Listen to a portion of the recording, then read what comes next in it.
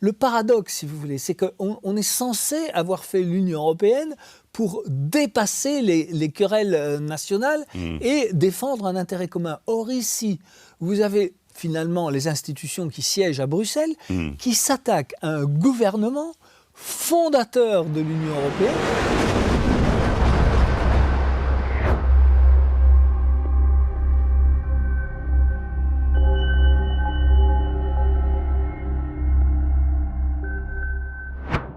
Bonjour à tous, chers abonnés d'Omerta, chers abonnés de notre chaîne YouTube et également abonnés de l'application.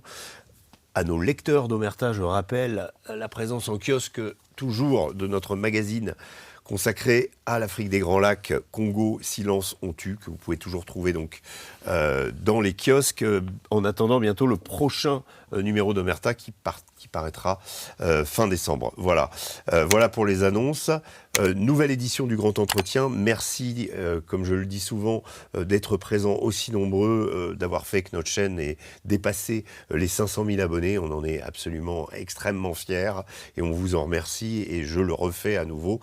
Donc, merci, revenez, parlez, continuez à en parler autour de vous. N'oubliez pas la possibilité avant la fin de l'année de faire des dons défiscalisés à 66%. On n'a pas de subvention, on n'est pas aidé par l'État.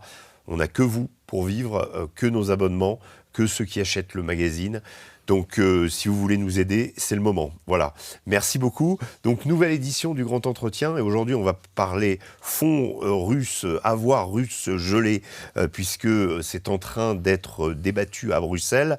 Et pour ça, j'ai demandé à Alain Destex de nous rejoindre. Bonjour Alain. Bonjour Régis. Alors, je vous présente, vous êtes un homme politique belge, vous êtes sénateur honoraire en Belgique. Vous avez été l'ex-secrétaire général de Médecins sans frontières. Vous êtes également essayiste et je cite votre dernier livre, Mayotte, comment l'immigration détruit une société, aux éditions Texkis. Peut-être que nous aurons l'occasion de vous réinviter pour parler de Mayotte parce que ça fait partie des sujets dont nous parlons beaucoup ici.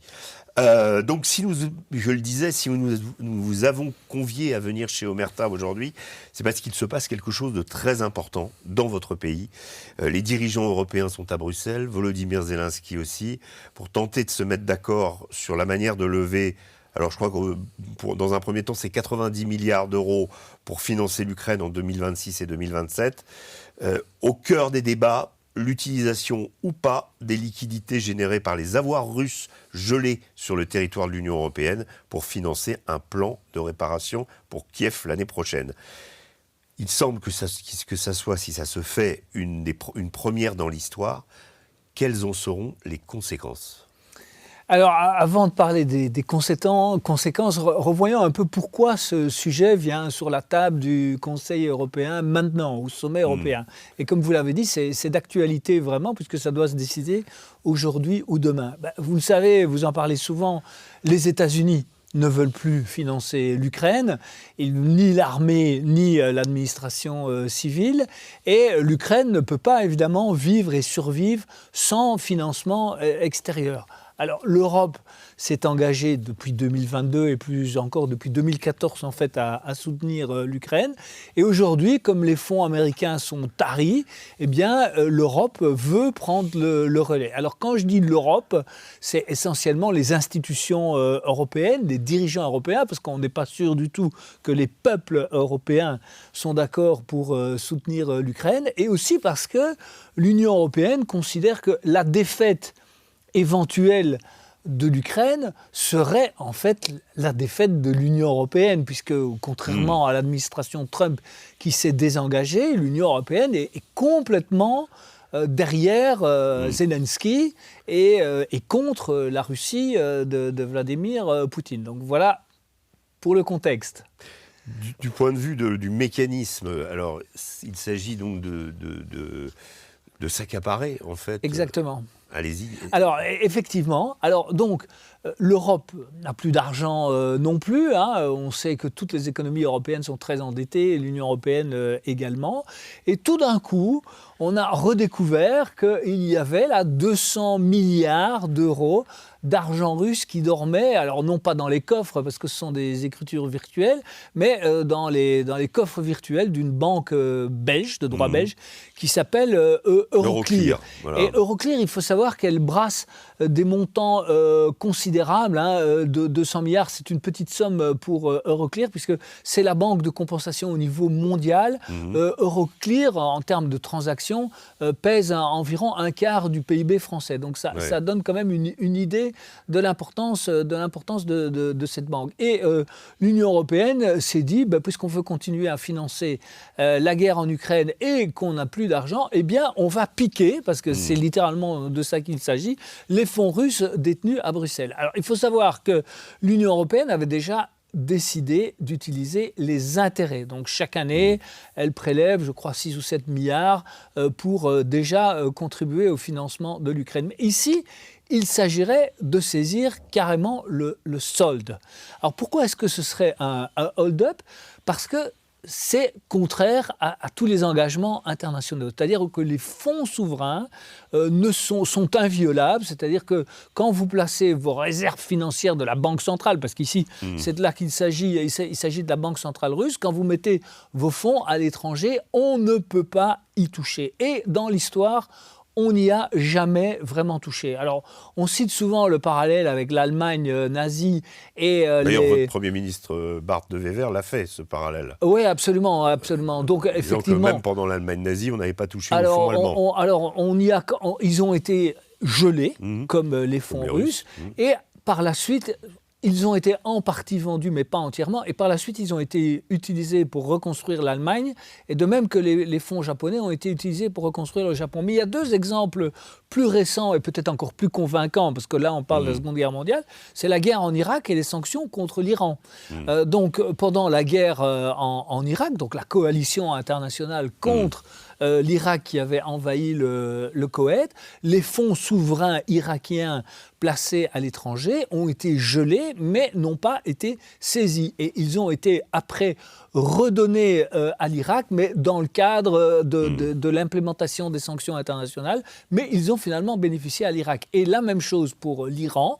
Dans le cadre de sanctions internationales, les fonds iraniens ont été saisis et en partie débloqués, notamment pour 6 milliards de dollars avaient été libérés pour permettre la libération d'otages américains.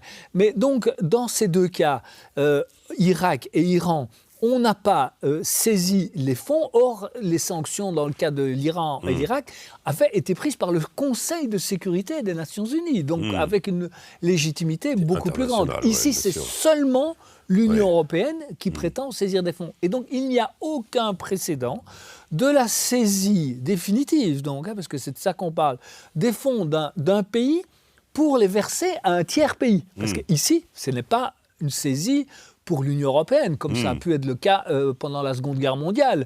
Non, ici, c'est pour un pays tiers avec lequel, Régis, paraît-il, nous ne sommes pas en guerre, puisqu'on nous répète que nous ne sommes pas en guerre avec la Russie. Oui.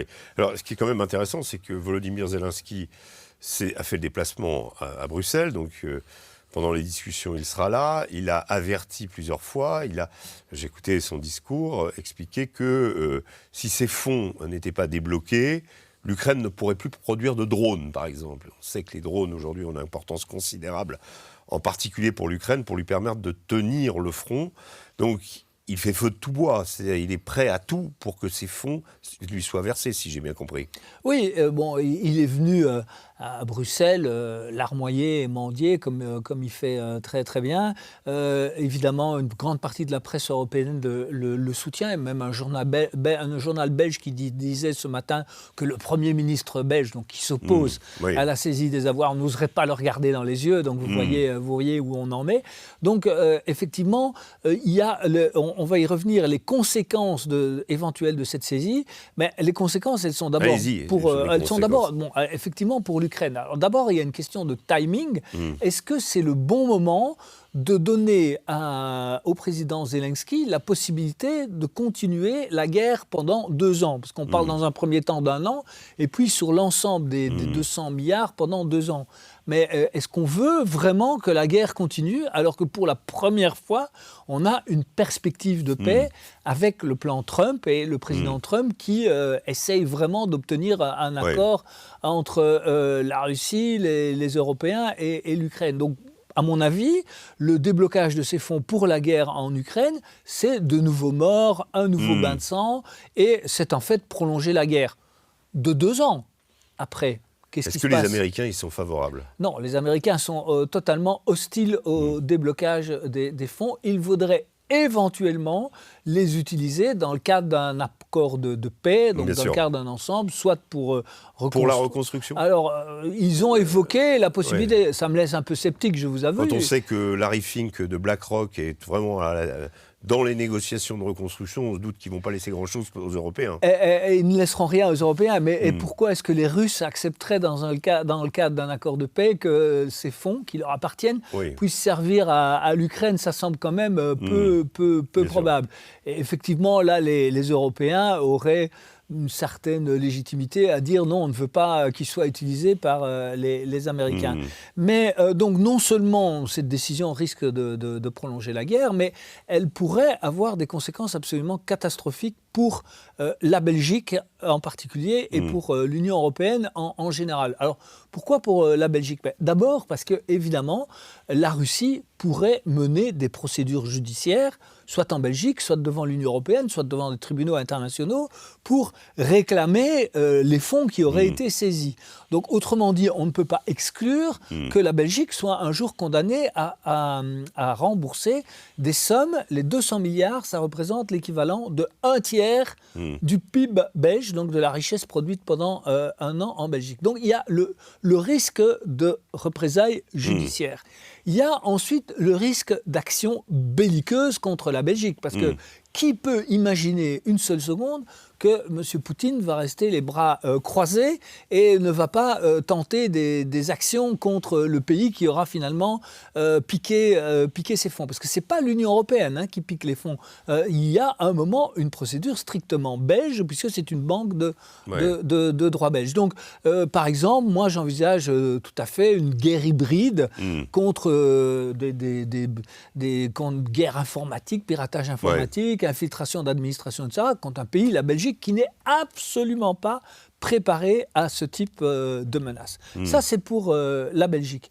Mais il y a aussi un risque systémique beaucoup plus grand au niveau de l'Union européenne. C'est-à-dire qu'à partir du moment où vous aurez, pour la première fois dans l'histoire, piqué les fonds d'une banque centrale, les autres banques centrales brésiliennes, des pays du Golfe et l'Asie, vont se dire est-ce que c'est bien raisonnable de laisser nos fonds en Europe, étant donné qu'on peut nous les prendre du jour au lendemain. Donc là, il y a un risque de fuite des capitaux et un risque potentiel, on ne sait pas si ça va arriver en cas de saisie des avoirs, mais un risque de crise structurelle sur l'euro, si vous voulez. Et l'euro, qui n'est déjà pas une monnaie de réserve comparée au dollar, alors que, rappelez-vous, quand on a créé l'euro, vous avez expliqué, monts et merveilles, le dollar n'avait qu'à bien se tenir, mais l'euro pourrait être encore un peu plus affaibli comme monnaie de réserve internationale. Donc on a vraiment potentiellement des conséquences désastreuses. Est-ce que ça peut conduire, on va dire, à une forme de déclin accéléré de l'Union européenne? Alors ça peut que accélérer le déclin, puisque de toute façon, on dirait par moment que l'Union européenne a comme but le déclin de l'Europe. Faut regarder les choses en face. Déjà, lorsque la guerre a commencé en 2022, on a eu une crise énergétique terrible, avec des prix de l'énergie qui ont pratiquement quadruplé, dont on paye toujours les conséquences aujourd'hui, puisque vous avez vu que le Parlement a voté la fin totale du gaz russe à partir, je crois, de 2027. Donc aujourd'hui, conséquence à la fois de la guerre en Ukraine et des politiques climatiques absurdes de l'Union européenne, les industriels européens payent déjà leur énergie entre 3 et 5 fois plus cher que les États-Unis et la Chine. toute l'industrie chimique européenne, par exemple, est en train de mourir, parce que ce sont des gros consommateurs d'énergie. Ensuite, il y a eu le Covid. Bon, alors Nord Stream aussi, Nord Stream, effectivement, rappelez-vous, après on en revient au mécanisme de l'Union européenne, mais Nord Stream, on se souvient sans doute tous les deux très bien que dans les jours qui ont suivi, c'était les Russes. Oui, tout à fait. Pourquoi est-ce que les Russes auraient détruit un investissement de plusieurs milliards de dollars ? Les Allemands, évidemment, n'avaient aucune raison de le faire. On sait aujourd'hui que c'est les Ukrainiens. On ne sait pas avec quelle complicité, mais on voit bien qu'il n'y a pas beaucoup de volonté, ni de l'Allemagne, ni des chefs d'État européens, ni des médias occidentaux, de dire clairement que ce sont des Ukrainiens qui l'ont fait. C'est quand même extraordinaire, Nord Stream. Ce sont nos alliés, le pays qu'on défend, qui a fait sauter l'infrastructure de l'Allemagne, le pays européen qui finance peut-être la guerre en Ukraine. C'est fabuleux. Son économie. C'est fabuleux. Enfin, et qui a contribué en tout cas à l'affaiblir. À détruire le bailleur de fonds est affaibli par celui qu'il est censé aider. Mais si l'Allemagne est aujourd'hui en quasi-récession, ou en tout cas sans croissance, c'est le facteur principal, c'est le coût de l'énergie. L'industrie allemande qui a fait la fierté du pays, qui était le moteur de l'industrie européenne, est aujourd'hui en très grande difficulté à cause principalement, ce n'est pas la seule raison, mais du coût de l'énergie et des politiques climatiques absurdes. Mais pour en revenir, si vous le voulez bien, au mécanisme de financement de l'Ukraine. Donc il y a un mécanisme alternatif qui est sur la table, comme on dit en Belgique. Sur table, on dit, on oublie l'article, nous. Enfin bon, c'est un détail.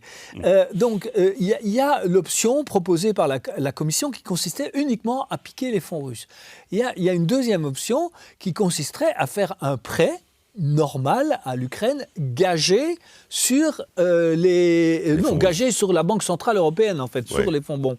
Et ça, évidemment, l'Allemagne n'en veut pas, parce que si on finance de façon classique, en oubliant la saisie des avoirs russes par un prêt l'Ukraine, bon, d'abord, on sait très bien que ce prêt... On n'en reverra pas la couleur. Exactement, ne sera jamais remboursé.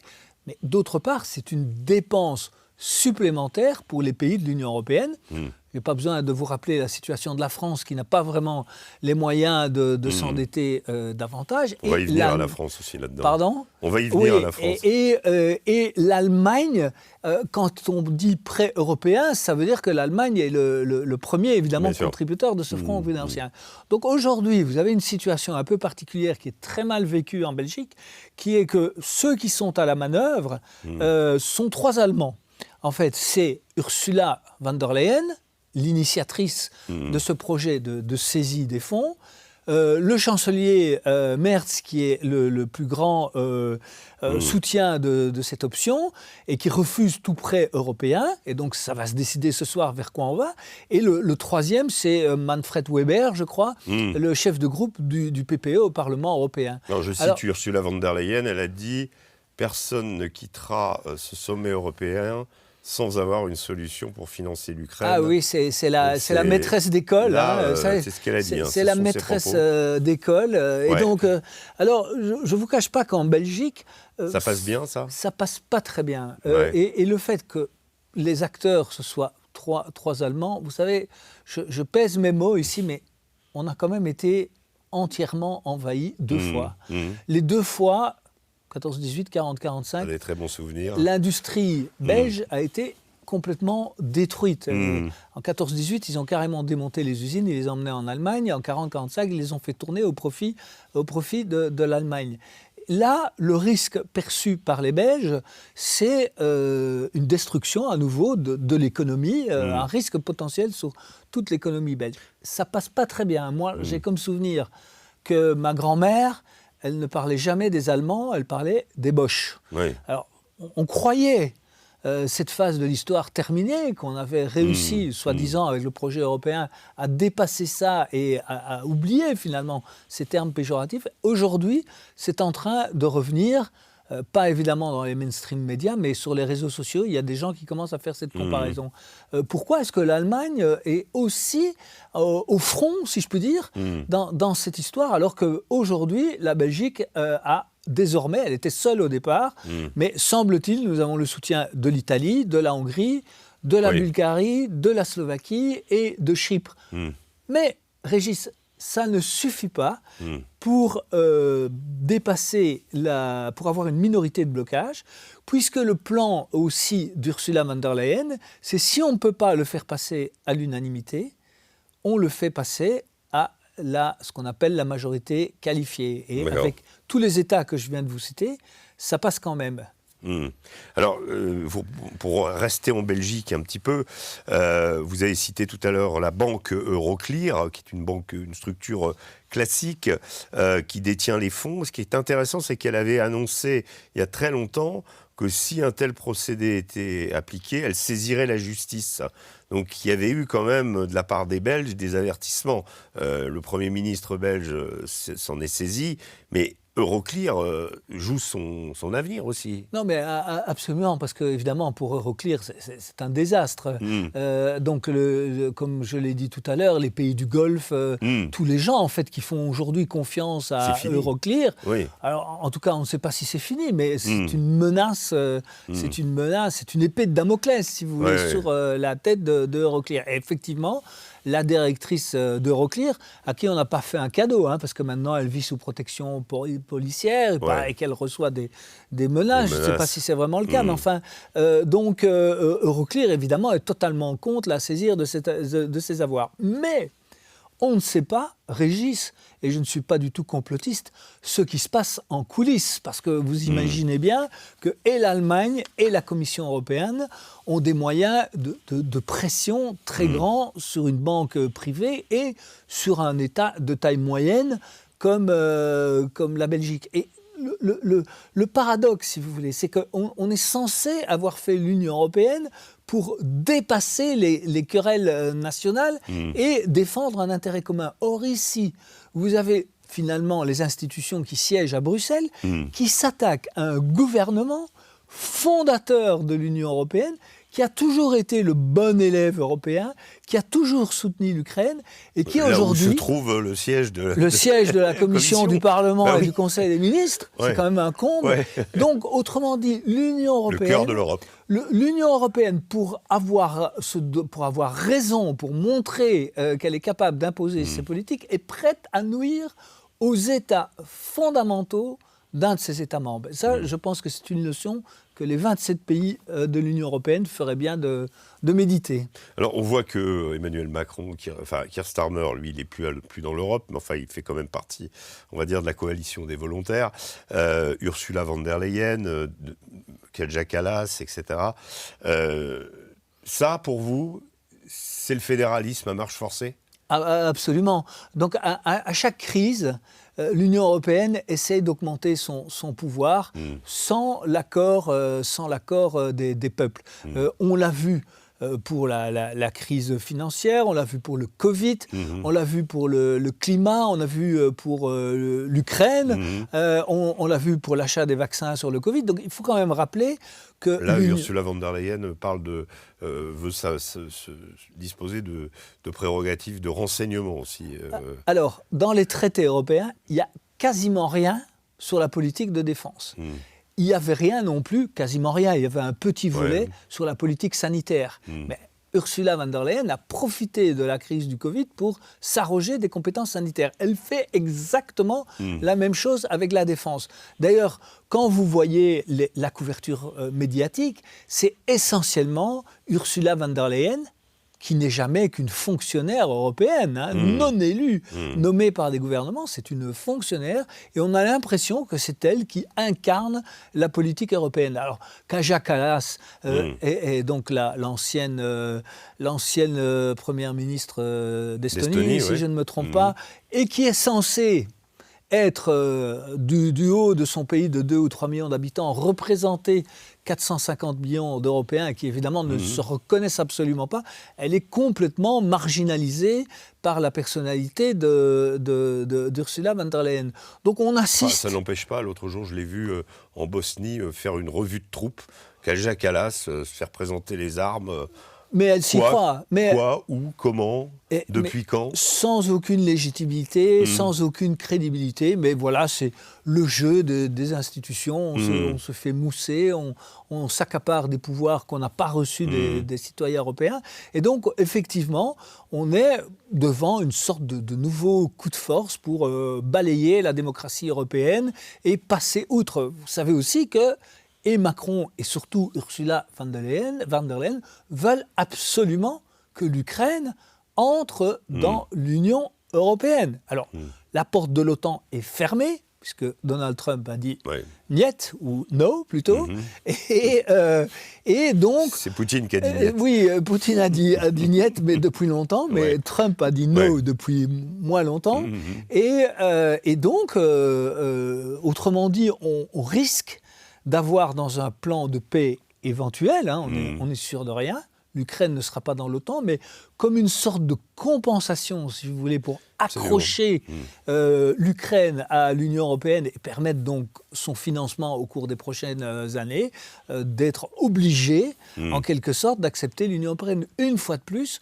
sans aucune consultation des peuples européens. Et ça, c'est ce qu'il y a de plus inquiétant, c'est que ce projet européen, il avance à marche forcée, il subit, ou il connaît plutôt un coup d'accélérateur à chaque crise, mais jamais avec le consentement ou même simplement la consultation des peuples européens. Et ça, je trouve ça très, très inquiétant. Alors, on met Ursula von der Leyen à part, puisqu'elle n'est que nommée, elle est une fonctionnaire, nommée, une fonctionnaire. Mais prenons les trois moteurs de cette Union européenne que sont la France, l'Angleterre. Enfin, l'Angleterre, encore que l'Angleterre va commencer à revenir, il va y avoir à nouveau des partages. Je sais par exemple que le programme Erasmus d'envoi des étudiants étrangers, le programme européen, va être appliqué à nouveau à l'Angleterre. Absolument. Enfin, donc il y a des petites choses comme ça qui montrent qu'on est en train vers un retour au bercail. Et ils ont aussi saisi des avoirs russes, confisqué des avoirs russes hier ou avant-hier. En Angleterre, oui. Donc ça fonctionne de pair. Il y a également les Allemands qui en même temps jouent assez subtilement leur partition. On en a déjà parlé, mais on est quand même face à des gens dont la situation des pays réciproques est très mauvaise et qui ont trouvé, on va dire à la fois dans cette guerre en Ukraine, une manière de redorer leur blason, une manière d'apparaître comme faisant quelque chose, alors que bon, vous regardez ce qui se passe en France depuis le 9 juin, Emmanuel Macron, il n'y a pas de majorité, tout est bloqué. Et le président est désavoué de facto, même s'il s'accroche au pouvoir. Donc on est quand même dans un... Alors, pour Emmanuel Macron, c'est le fédéralisme, donc lui, ça lui va, mais cette guerre en Ukraine est une opportunité comme le Covid en avait été une autre avant. Absolument, et vous avez raison de les mettre tous les trois dans le même sac, parce que c'est la même démarche dans les trois pays, même si, comme vous l'avez dit, Starmer n'est pas dans l'Union européenne. Mais ce sont trois leaders très largement discrédités, en panne dans les sondages dans leur pays, et qui utilisent la guerre en Ukraine pour restaurer leur légitimité et leur autorité, parce qu'évidemment, en cas de guerre, le rassemblement se fait naturellement autour du président ou du Premier ministre. Les trois sont en grande difficulté. Macron, je n'ai pas besoin de vous expliquer pourquoi. Starmer, je crois, est autour de 10% dans les sondages. Et on dit Macron, que c'est 11. Donc, bon, voilà, je croyais que c'était un peu plus, mais voilà. Je croyais que c'était 16, Macron. Enfin, oui, enfin, on est dans la même... Il a, dans un sondage, battu un record, il n'y a pas longtemps. Oui, effectivement, j'ai vu ça. Donc Starmer, c'est la même chose. On annonce qu'en cas d'élection, mais ils sont encore loin, Nigel Farage serait le futur Premier ministre. Et il faut bien voir qu'en Allemagne, Merz, c'est la même chose. C'est-à-dire qu'il a fait une coalition contre le résultat des élections. La coalition la plus logique issue du scrutin, c'était AfD, CDU. Bon, il a gagné les élections avec 3 ou 4 points d'avance sur l'AfD, mais aujourd'hui, l'AfD est devant dans tous les sondages. Et ce qui est intéressant par rapport à la France, c'est qu'en Allemagne, il y a un vrai courant contre la guerre en Ukraine et contre le financement de l'Ukraine. Un courant qui s'exprime ouvertement à droite avec l'AfD, mais aussi à gauche avec le BSW, je crois, le BSW. Ouais. Alors qu'en France, on voit bien que ce que j'appellerais le camp national, ils marchent en permanence sur des œufs. Ils n'osent pas dire qu'ils sont contre le financement de la guerre en Ukraine. Ils s'affichent finalement solidaires avec des nuances. C'est mon interprétation de Macron. Pourquoi ? Parce qu'évidemment, on ressort toujours à Marine Le Pen le prêt russe, et à Éric Zemmour, sa sortie sur les réfugiés ukrainiens qui lui a coûté probablement l'élection, en tout cas le deuxième tour de l'élection présidentielle. Mais donc, en Allemagne, il y a depuis longtemps un vrai courant qui dit « mais la guerre en Ukraine ne nous concerne pas, le Donbass, on ne savait même pas où c'était et que ça existait jusqu'en 2022 ou en 2014 pour les plus érudits, et on veut avoir le moins possible avec cette guerre, et on ne considère pas que la Russie est une menace. En France, il n'y a pas, à mon avis, ce clivage politique, et donc du coup, il n'y a pas en France de débat de fond sur cette guerre en Ukraine, et en particulier aussi sur les origines de la guerre qui remonte en fait au coup d'État de Maïdan en 2014. C'est aussi en France, pendant très longtemps, maintenant on va dire peut-être que l'étau médiatique s'est un petit peu relâché, mais pendant très longtemps il a été impossible de contester le bien fondé d'aider l'Ukraine et de faire cette guerre, on va dire par procuration, au péril d'être taxé de pro-russe, ce qui n'est pas le cas en Allemagne. Écoutez, alors vous avez parfaitement raison. J'en ai été moi-même victime, ayant écrit 2 articles dans Causeur à ce sujet, et vous, évidemment, encore plus que moi. Mais